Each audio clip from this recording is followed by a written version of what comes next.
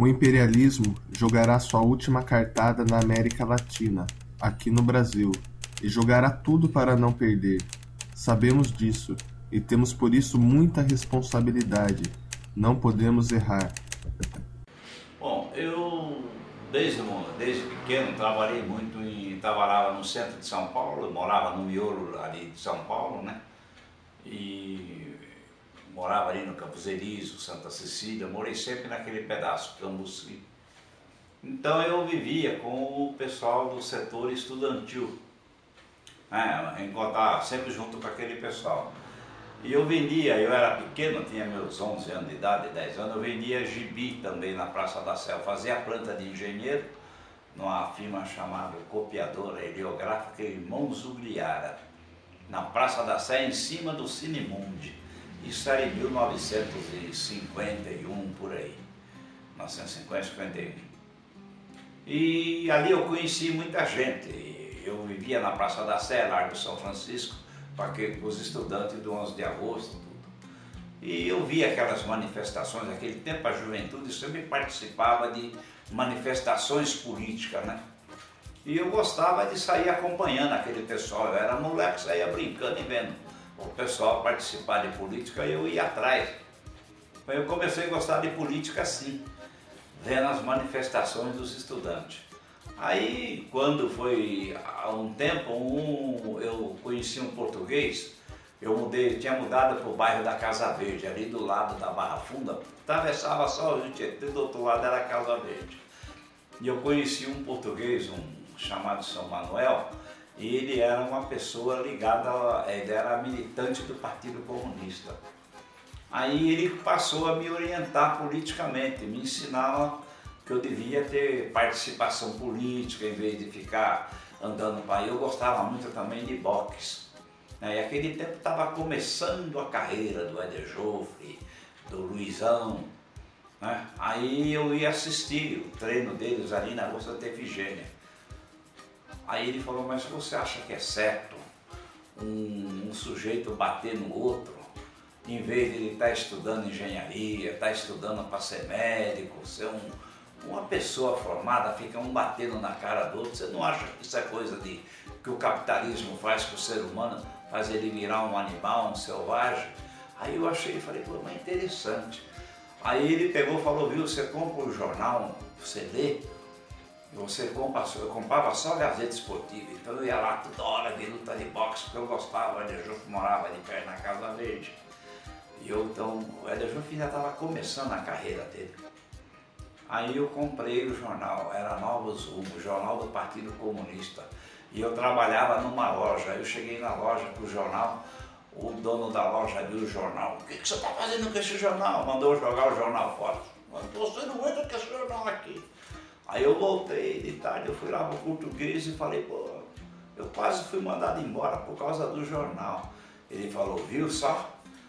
Mas a Gazeta ele não mandava você jogar fora. É isso aí porque fala dos seus direitos, do seu interesse, ele mandou você jogar fora. Tá vendo? Você tem que aprender de coisa boa. Aí que eu fui começar a ler o que era socialismo, o que era comunismo. A concepção brasileira de luta é a seguinte: quem imprime a luta no campo são as cidades. O fundamental é a luta no campo, mas se ela iniciar e for derrotada no campo, a organização bem estruturada nas grandes cidades, dentro de pouco tempo, pode reiniciar. Então tinha naquele tempo o Freitas Nobre, tinha o Roger Ferreira, tinha o Cid Franco, que era deputado, tinha alguns deputados, tinha o Walter Mendes, que era presidente do sindicato dos gráficos. Tá entendendo? Aí eles começam a me puxar para o partido. E eu passei aí eu ia todo dia no partido, aí o partido passou a ser o meu bar. Então eu saía do serviço e eu em vez de ir para casa, eu ia para o partido. Ficava lá, ia fazer pichação nas ruas contra os movimentos de direita, contra as empresas americanas que estavam entrando no Brasil. E fui ficando militante do partido. Dentro do Partido Socialista a gente começa a fazer trabalho político, ver o que estava acontecendo. E nesse interim começa a surgir o movimento revolucionário em Cuba, a Revolução Cubana, né? E aí todo mundo começa a ficar admirador do Fidel Castro, tal, quem é Fidel Castro, não sei o quê, e a gente vai ficando junto. É assim que eu fui entrando no Partido Socialista, mas o partido também não te ensinava o que era marxismo. O partido tinha esse defeito, ele não orientava ninguém politicamente, ele estava preparado para a eleição, ele queria ganhar a eleição de qualquer jeito, eleger vereador, eleger deputado estadual, deputado federal. E o Partido Socialista era um partido que tinha lá, antes tinha tido o Jânio Quadros, que foi candidato a prefeito, e a campanha do Tostão contra o Milhão, né? Ele acabou sendo eleito prefeito de São Paulo naquele tempo, o Jânio Quadros. Depois ele foi logo em seguida eleito governador de São Paulo, né? Então eu passei a ver tudo isso, porque enquanto o golpe não veio, antes do golpe chegar, teve muitas manifestações. Até o comício do dia 13 de março de 64, havia grandes manifestações em São Paulo, no Rio, no Rio Grande do Sul, na Bahia, né? Então, quando veio o golpe, por exemplo, quando veio o golpe eu estava desempregado, porque eu fui mandado embora da gráfica por ter participado da grande greve geral em novembro de 63, teve uma greve muito grande que parou 1 milhão de trabalhadores em São Paulo. E eu fui uma das pessoas que mais atuei na região ali no miolo de São Paulo, na Barra Funda, no Bom Retiro, na Lapa. Uma organização está apressada para começar de qualquer maneira para projetar um nome. A revolução está acima de qualquer nome. A propaganda de um nome não vai levar a revolução à frente, mas sim as ações consequentes, sem aventureirismo romântico da pequena burguesia. Aí a gente vai ter o primeiro movimento armado, a gente vai fazer com o nome de MNR, que fez a primeira tentativa de guerrilha em Caparaó, em Minas Gerais, na Serra de Caparaó, comandada pelo sargento Capitânia. Aí o pessoal pega a peste bubônica na serra e foram obrigados a se entregar, porque eles não tinham com que se tratar, e morreu um e os outros continuaram, foram ficando ruins, aí tiveram que descer e se entregar. Aí foi tudo preso. Logo depois disso a gente tenta, esse pessoal do sargento, quer dizer, esse MNR, ele nasceu e morreu em pouquinho tempo, esse movimento MNR. Aí depois vem aquele movimento feito pelo Major Jefferson Cardim, que era um oficial do exército que vem pelo Uruguai, ele era um visorista roxo, e ele vem pelo Uruguai e tenta com um monte de pessoas, de ex-soldados e tudo, e tenta tomar o poder vindo pelo Paraná, fazer guerrilha. Ele foi cercado, foi dizimado, quase tudo, pelo Jefferson Cardim. Aí que a gente vai construir a VPR. Reúne um monte de gente e vão fazer a VPR. E quem vai comandar é o Onofre Pinto. O Onofre Pinto era um sargento do Exército que era presidente da associação do grupo dos sargentos em São Paulo. Depois, quando teve o golpe, ele foi preso. Ele foi para o navio Raul Soares, ficou lá um tempo preso, quase um ano. Depois ele sai e ele que vai organizar para fazer a VPR.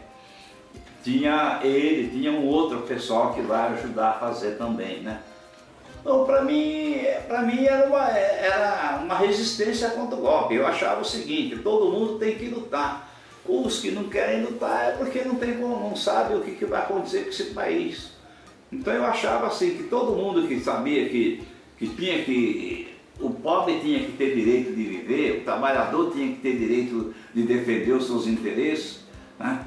Os seus direitos, ele tinha que brigar. Aquele que não brigasse é porque não queria ser nada na vida, tá entendendo? Mas não tinha assim uma ideologia. Eu achava bonito que tinha que dividir. Eu achava o seguinte, que todo mundo dizia, não, vai acabar com o rico, vamos dividir tudo que o rico tem. Eu achava até bonito isso, pô, que beleza, esse cara é rico demais porque roubou muito, então vamos ter que dividir. Depois eu fui ver que, depois que eu fui preso, que a gente foi ver que não é nada disso, que o rico tem que continuar existindo, apesar de tudo, né? O que tem que acabar é haver de excesso de exploração de um pelo outro.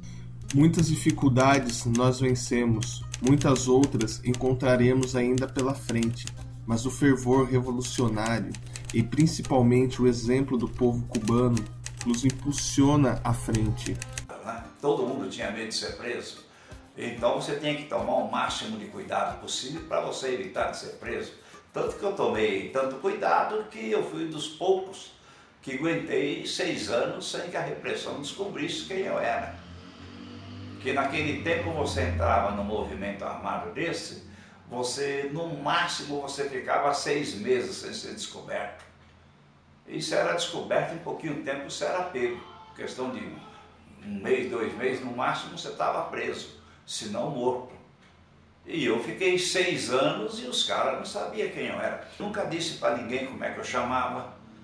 Eu evitava de dizer para todo mundo como é que eu chamava. Eu evitava de dizer para o cara em que bairro eu morava. Eu evitava de encontrar. Eu marcava um encontro com você meio-dia, era meio-dia. Você chegava 2 minutos atrasado, você já não me achava mais. Horário era horário. Você tinha que ter disciplina. O importante quando você é militante de qualquer coisa que você vai fazer, se você não tiver disciplina, você não vai em lugar nenhum. Você tem que ter, a disciplina tem que ser rigorosa. Então você tem que tomar o máximo de cuidado. Outra coisa que o sujeito tem que aprender é evitar de ser curioso. Planejamos tudo e tudo faremos cientificamente, conscientes da nossa responsabilidade perante aos povos e a história. O Lamarck eu conheci mais ou menos, foi em 67, 68. Eu conheci ele como ele estava, depois que quando ele começou a ensinar o pessoal do Bradesco a fazer tiro. E quem me apresentou ele foi o Onofre Pinto, quem me apresenta o Lamarck. Ele e o Pedro Lobo. Pedro Lobo era do GG, o nome de guerra dele era GG. Hoje está com seus 70 e tal. Esse dia foi feito até ele recebeu o título de cidadão lá em São José dos Campos. Aí eu conheço o Lamarck, aí eu passo a ser pessoa de contato direto com ele. Ele vai, por exemplo, quando foi para o Vale do Ribeiro, nós era para ir para Goiás. Estava a fazenda tudo pronta lá, para ir para lá. Estava todo o equipamento já guardado, empacotado, era para a gente dali 2 dias começar a viajar para Goiás. Eu já tinha ido várias vezes lá no local onde era, a fazenda e tudo. Eu tinha até comprado uma veraneio para ir para lá. Aí uma pessoa dessas que estava para ir, essa pessoa desiste na última hora, diz que sentiu saudade da família, não conseguia ficar longe da mulher e não ia mais. Aí ele pediu para mim até emprestar o documento meu para ele poder fazer um passaporte usando o meu documento, para ele poder fazer um documento falso para poder ir embora. Aí eu falei que não estava com o documento, que de tarde eu dava, mas eu levei isso rapidamente a conhecimento do comando da organização. Falei, olha, o rapaz vai debandar. E se esse rapaz debandar e cair, como é que ele vai ficar? Vai ficar vulnerável à área. Aí o pessoal pega ele, tá entendendo? E interroga ele e tal. Aí o pessoal chegou à conclusão que tinha que, uns achavam, naquele tempo havia muita infantilidade por parte da gente, né? Radicalismo bobo até em parte, inclusive eu também, às vezes usei de radicalismo bobo. Não, tem que pegar o cara e eliminar ele, o cara sabe de coisa, agora vai cair, você vai correr risco. Não, o Lamarck falou, não é assim. O Massafume e o Ungaretti eram 2 rapazinhos muito novos, estudante, 18 anos de idade, 17 anos. Eles eram secundaristas, ficaram sendo procurados pela repressão em São Paulo como se fossem 2 monstros da esquerda, né? Alta periculosidade. Aí eles resolveram ir para lá e foram para lá para se esconder dessa coisa. Essa repressão pegava eles na época, matava. Eram 2 moleques, 2 crianças. Bom, aí eles chegam lá, eles não aguentam o tranco do treinamento e pedem para sair. O Lamarca vai tirar os 2, pede para tirar, aí decide tirar os 2 de lá, porque os 2 eram, não conseguia sobreviver, não conseguia viver no mato, porque lá não tinha negócio de dormir na casa, não tinha negócio de ter lençolzinho na cama para dormir, era para dormir no mato, podia para cair na chuva que fosse, era para dormir no mato, tinha que se cobrir com folha de banana, amanhecer debaixo de tronco de árvore, arrumar um meio de sobreviver na mata mesmo, na chuva, no tempo. E esses 2 não aguentou o tranco. Aí vai sair os 2 de lá. Eu fui contra tirar, porque eu falei, mas e daí? Esses vão para a cidade, e como é que fica? Vai ficar vulnerável isso aqui. Vai acabar a segurança.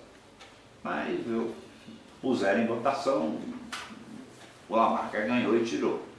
Eu trago os 2 embora para São Paulo.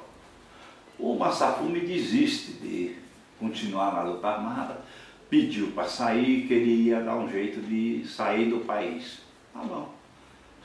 E o outro continua, eu vou ficar, tá. Aí ficou.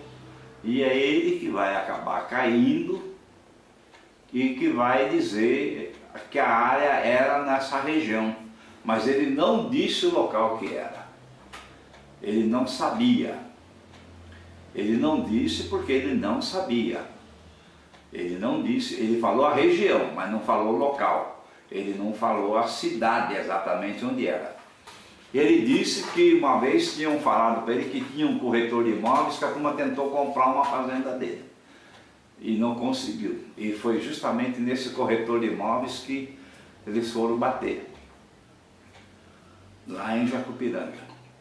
Só que eles erraram, o que aconteceu foi o seguinte, calhou que no dia que eles foram procurar ele, eu estava com a Lamarca na cidade. E nós tínhamos acabado de almoçar num restaurante na beira da estrada, restaurante desses, posto de gasolina na beira da estrada. Estava eu, Lamarca e o prefeito da cidade. O prefeito chamava-se Manuel de Lima, era conhecido como Maneco de Lima.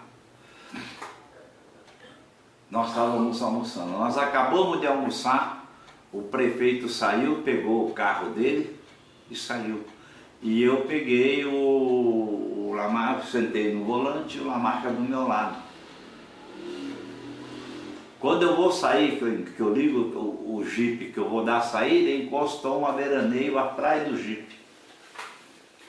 Aí eu olhei e falei para o Lamarca, o serviço secreto, uma veraneio cheia de homem atrás de nós é serviço secreto.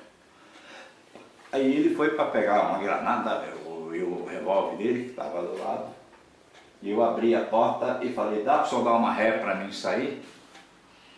Aí eles deram a ré e falou, sai daqui depressa. Aí eu peguei o jipe, saí, o Lamarca viu, falou, o capitão Maurício está aí dentro. Capitão Maurício era um capitão que tinha serviu com ele, serviu o exército junto com ele, e teve com ele lá no canal de Suez. Esse tal de Capitão Maurício. E o Capitão Maurício tinha um ódio do Lamarca mortal, ele queria matar o Lamarca de qualquer jeito. Ele falava, eu tenho que matar. Quando ele prendeu, quando foi preso, ele dizia, porque esse filho da puta do Lamarca escapou, eu tinha que pegar ele, que eu ia picar ele. Existia um ódio do Lamarca muito grande, né? O pessoal do exército odiava demais ele. E foi assim que nós escapamos, que ficamos sabendo que estava lá. Por acaso a gente ficou sabendo. Aí ele falou, olha, então se está cercando aqui, estão por aqui, alguma coisa já está acontecendo. Aí nós começamos a ver a grande movimentação de tropa na estrada. Aí o Lamarca chegou, aí nós fomos para a fazenda, para o acampamento, porque na sede da fazenda só eu que costumava ficar lá, mas ninguém. Tá entendendo? A sede era comigo.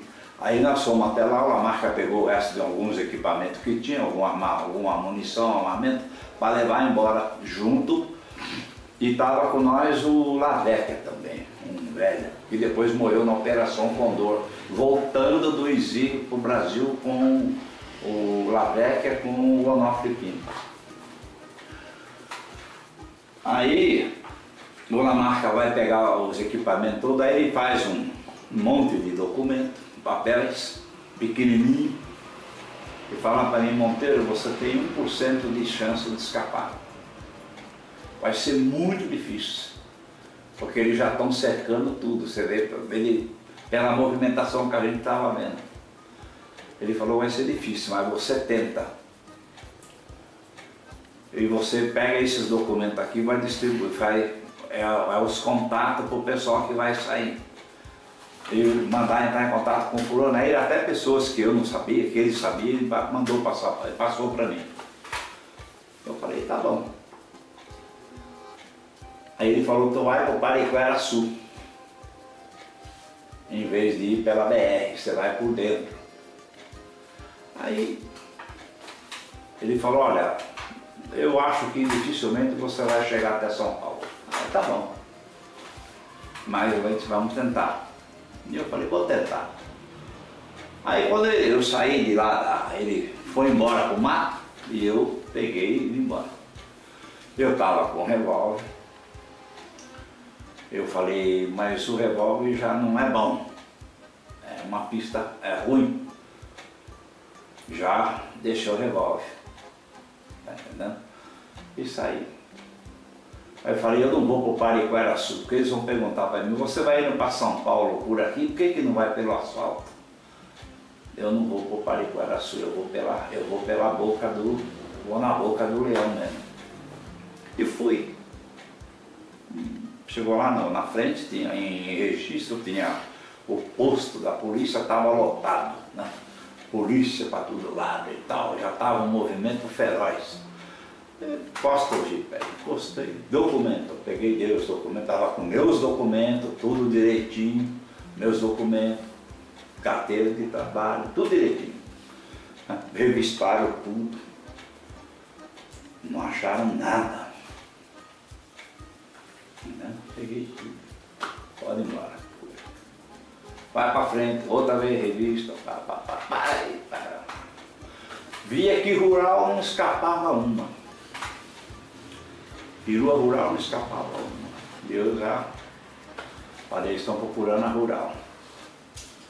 Ele não sabe que a rural já passei para frente. E ó, cheguei em São Paulo. Cheguei em São Paulo, tudo que eu tinha, eu só li e acabei com tudo. Queimei tudo. Gostaria de rever vocês, de tocar com as mãos, de beijar, de ficar quieto, abraçado a vocês, nem que fosse por 1 minuto. Gostaria de vê-los sorrir, correr, falar, andar, pular e me contar tudo dessa ilha e desse povo. O pensamento flui para junto de vocês, a todo momento. Penso em vocês e também ganho força.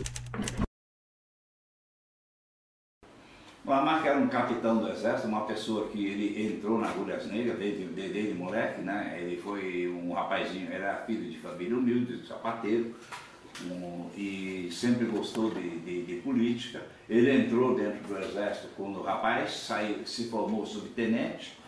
Aí ele sai e vai fazer carreira militar. Ele foi comandante da PE, depois ele foi lá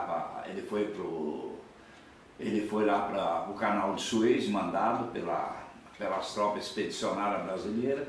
De lá os americanos pegam ele, mandam ele para o Panamá para fazer curso de antiguerrilha. Ele sai lá como o melhor treinador de lá, do antiguerrilha, e vem para o Brasil como menina dos olhos do exército americano. Só que o americano nunca imaginou que ele era um anti-americano até o fio do cabelo. Dali do centro de São Paulo, todo o Vale do Ribeira, foi perguntado para toda aquela cidade, para aquelas famílias todas, inclusive para os soldados que já estavam na reserva, depois de velho, já estavam velhos, e que tiveram combate contra a gente, foram perguntados inclusive para todos eles. Ninguém disse que nós um dia pegamos e maltratamos um cidadão, maltratamos um soldado, desrespeitamos uma família. Ninguém disse. Falou, eles podem nos maltratar, mas nós não temos o direito de nos igualar a eles. Nós temos que estar sempre mostrando para eles que nós estamos lutando para ser diferente deles, ser melhor do que eles. Nós ninguém maltratou.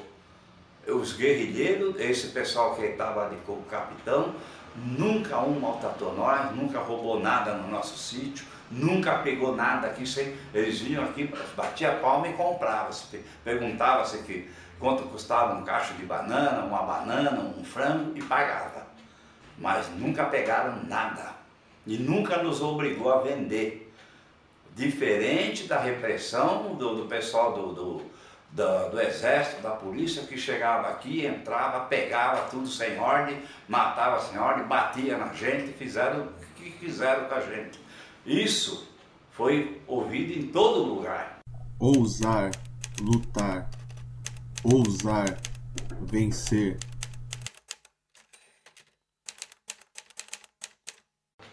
Então, o caminhão da repressão vinha vindo com uns 15 soldados, 10, 12 soldados, e o caminhãozinho da Lamarca vinha vindo com 4 pessoas, 5.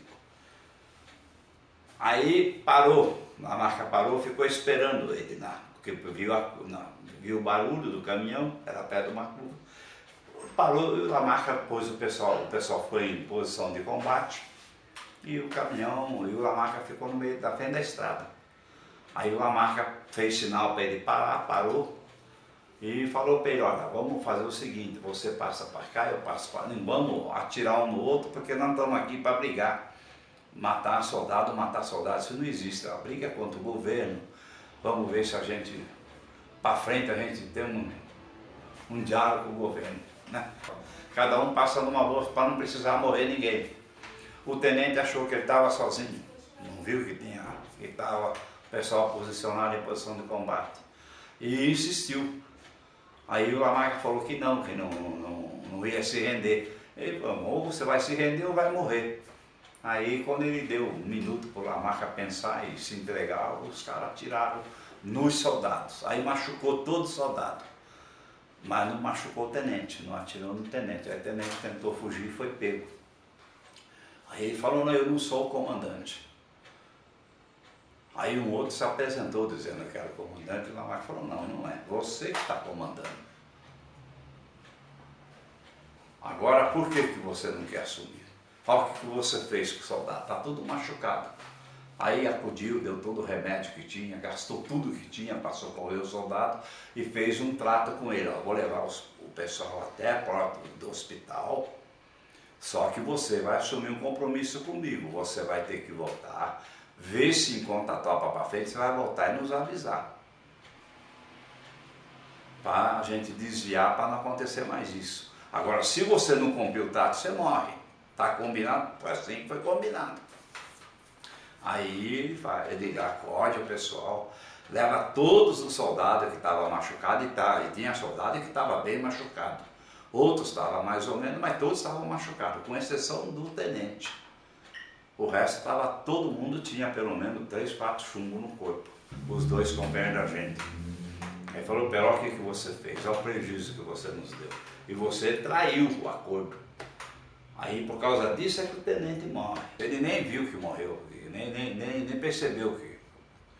Porque ele levou a coronhada e ele nem viu. Quem deu na nuca dele, ele nem percebeu. Ele nem tinha visto que o cara estava atrás dele. Tá entendendo? Então não foi assim como eles falam. A repressão sempre fala tudo. Ela só não fala o que ela fez. Tem que falar a verdade. O problema não é se ou foi errado executar, talvez não. É uma guerra. Mas foi um trato que foi feito antes, foi um acordo militar. Foi um acordo militar que foi feito, os dois eram militares, né? E ele não cumpriu o acordo que ele fez. O Lamarca cumpriu, socorreu todos os soldados dele. Tanto que ninguém nunca fez, nunca ninguém entrevistou, nunca deixaram os soldados da entrevista, né? Agora pode ser que aperte, sei lá. Né? Por que todo esse tempo nunca ninguém falou nada? Por que esse tempo eles nunca perguntaram, nunca deixaram ninguém ser entrevistado? É a mesma coisa do caminhão, quando foi pego lá em registro, lá em Sete Barra, na Biquinha, quando o pessoal sequestrou o caminhão, né? O pessoal pegou o caminhão, rendeu os soldados, que foram abastecer o caminhão, desceram para abastecer o caminhão e foi rendido o caminhão, os soldados. Veja, os soldados não tomaram um tapa, não tomaram nada, pegaram, foram postos dentro do caminhão, foram levados para São Paulo, passou por São Miguel Arcanjo, dentro do bairro do Taquaral, passou pelo bairro do Guararema, passou por dentro da cidade. Todo mundo fala que parou na cidade, que comeu, comprou sanduíche de mortadela, parou no armazém, comprou tudo que tinha de comer no armazém. Isso tudo é folclore, nada disso aconteceu. O caminhão passou, foi direto, veio parar no Gramadinho, passou do Gramadinho e foi embora para São Paulo, o pessoal, os soldados amarrados dentro. Chegou lá, foi comunicado à imprensa que o soldado estava amarrado, mas não tinha ninguém machucado, que o Lamarca não deixava machucar ninguém, não deixava dar um tapa, nunca permitiu que fizesse nada de mal, tanto que todos eles, ninguém entrevistou eles, o que foi que aconteceu com eles. A imprensa foi avisada, a imprensa sabe o que aconteceu com ela, o que eles fizeram com eles por causa disso. Então, quer dizer, e aí foi entregue lá o caminhão, o soldado, que o Lamarca nunca admitiu que batesse ninguém. A gente não quer, a gente estava lutando para fazer disso aqui um país bom, não para fazer um país de gente opressor, que vive torturando os outros, batendo nos outros. Isso não é coisa de exército, não é coisa de polícia, não é coisa de nada. Isso é coisa de meia dúzia de gente que tinha uma cabeça ruim, que estava comandando isso. Porque as Forças Armadas, no geral, no todo, ela não é isso. É uma minoria que teve esse tipo de pensamento, que achar que o golpe era matar os outros, torturar os outros. Não é o pensamento da maioria das Forças Armadas, nunca foi. Nosso amor está perpetuado nos nossos filhos. É preciso que eles sejam criados com liberdade, sem agressões, que eles pratiquem a defesa de seus pontos de vista, que façam respeitar as suas opiniões, que amem o povo, que estudem a vida de Marx, Lenin, Engels, Mao, Fidel e que sejam criados no espírito do Che. Carlos Lamarca. Ele era muito bom, ele era uma pessoa fantástica, ele era uma pessoa que não tinha quem não gostasse dele. Ele era muito dado com as pessoas, muito brincalhão, muito humano para conversar, para entender as pessoas. Ele dividia os problemas que a pessoa tinha, ele tentava dividir com ele, tentava ajudar da melhor maneira possível. Nunca deixou ninguém, nunca desprezou ninguém, nunca deixou de ouvir ninguém. Ele sempre gostava de ouvir as pessoas e de ajudar as pessoas. Ele era uma pessoa maravilhosa, uma pessoa fantástica.